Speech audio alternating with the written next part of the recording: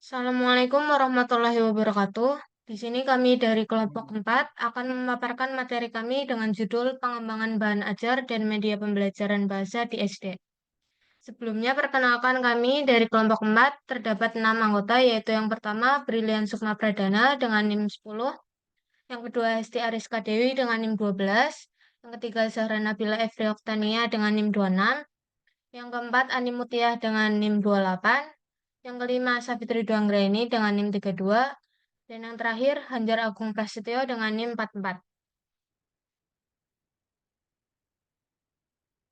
Yang pertama yaitu pengembangan bahan ajar dan media pembelajaran bahasa di SD. Pengembangan bahan ajar dan media pembelajaran bahasa di tingkat sekolah dasar merupakan aspek penting dalam memastikan proses belajar mengajar yang efektif dan menarik bagi siswa. Bahan ajar yang berkualitas dan media pembelajaran yang inovatif dapat membantu siswa memahami konsep-konsep bahasa dengan lebih baik, meningkatkan motivasi belajar, dan mengembangkan keterampilan berbahasa yang dibutuhkan. Dalam bab ini, kita akan mengeksplorasi lebih lanjut mengenai pengertian, jenis-jenis, prinsip, dan langkah-langkah pemilihan bahan ajar, serta fungsi dan karakteristik media pembelajaran bahasa di SD. Yang pertama, eh, mengenai pengertian. Bahan ajar merupakan materi pembelajaran untuk membahas satu pokok bahasan, dapat berupa media cetak maupun non-cetak. Bahan ajar berisi materi pembelajaran yang terdiri dari pengetahuan, keterampilan, dan sikap yang harus dipelajari siswa dalam rangka mencapai standar kompetensi yang telah ditentukan. Sedangkan pengembangan bahan ajar merupakan upaya penyusunan bahan ajar baik yang berupa bahan tertulis maupun tidak tertulis oleh guru untuk menunjang kegiatan belajar mengajar di kelas. Yang selanjutnya adalah ragam bahan ajar bahasa Indonesia. Yang pertama ada buku latihan, yaitu buku yang berisi latihan-latihan soal untuk menguji pemahaman siswa selama pembelajaran bahasa Indonesia, seperti halnya LKS, buku cetak, dan lain sebagainya. Yang kedua, kartu petunjuk, yaitu lembaran yang berisi perintah atau instruksi untuk menjelaskan kegiatan yang akan dilakukan oleh siswa. Misalnya, berilah tanda silang pada jawaban di bawah ini yang menurut Anda benar.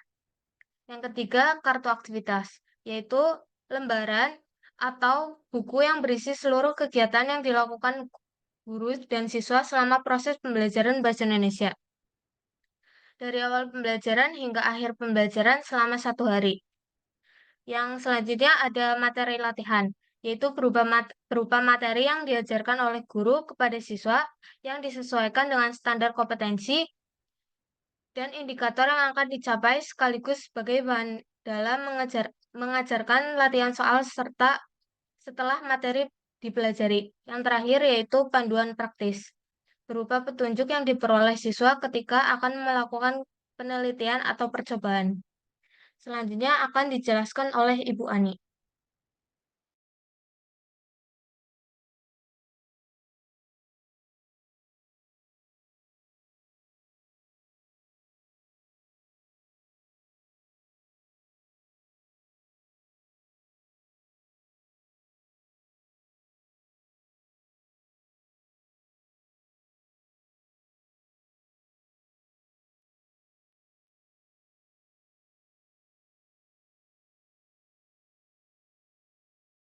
Pilihan bahan ajar capaian standar kompetensi dan kompetensi dasar.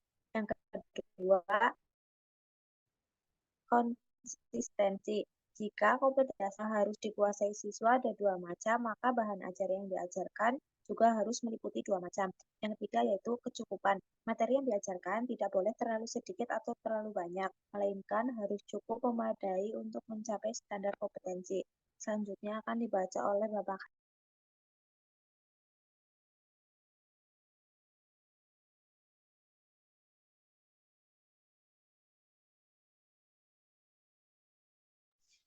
Kemudian selanjutnya yaitu jenis-jenis bahan ajar. Jenis-jenis bahan ajar itu terdiri dari 4. Yang pertama bahan ajar visual, bisa berupa cetak, handout, buku, modul, dan non-cetak, model, dan market. Yang selanjutnya, bahan ajar audio bisa berupa kaset, radio, piringan hitam, dan compact disc audio. Yang ketiga, bahan ajar audiovisual seperti video compact disc dan film. Dan yang terakhir, bahan ajar multimedia interaktif itu seperti CIE, Computer Assisted Instruction Compact. Next. Fungsi media pembelajaran bahasa di sekolah dasar. Yang pertama itu buku teks, sumber utama pembelajaran yang berisi materi pelajaran bahasa Indonesia. Yang selanjutnya bisa multimedia interaktif, yaitu media seperti video, animasi, dan permainan komputer untuk pembelajaran yang menarik. Yang ketiga ada materi audio, rekaman audio seperti lagu anak-anak, cerita pendek, atau percakapan untuk meningkatkan keterampilan mendengarkan. Yang keempat, ada kegiatan bermain peran. Kegiatan bermain peran ini membantu siswa berlatih berbicara, mendengarkan, dan memahami situasi komunikasi.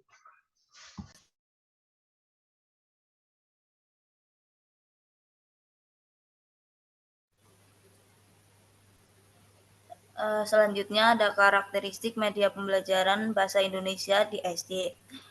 Karakteristik di sini ada 3, yaitu interaktif, menarik, dan relevan.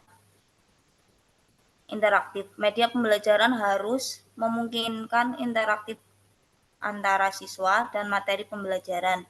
Kemudian menarik, media pembelajaran harus menarik perhatian siswa dan memotivasi mereka untuk belajar. Kemudian yang ketiga ada relevan, materi pembelajaran harus relevan dengan kehidupan sehari-hari siswa dan konteks budaya mereka.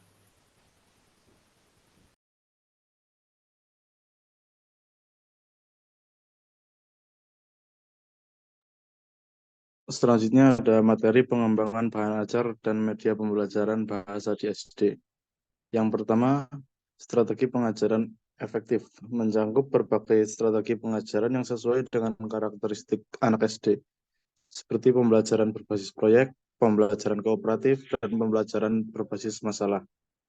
Yang kedua ada penggunaan teknologi, membahas cara mengintegrasikan teknologi seperti komputer, internet, dan perangkat mobile dalam pembelajaran bahasa di SD.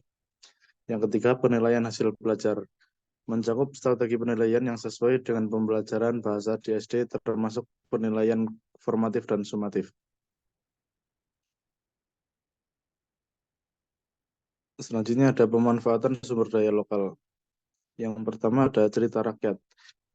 Memanfaatkan cerita rakyat setempat dalam pembelajaran bahasa untuk membantu siswa memahami nilai-nilai budaya dan mengembangkan rasa kebanggaan terhadap warisan budaya mereka.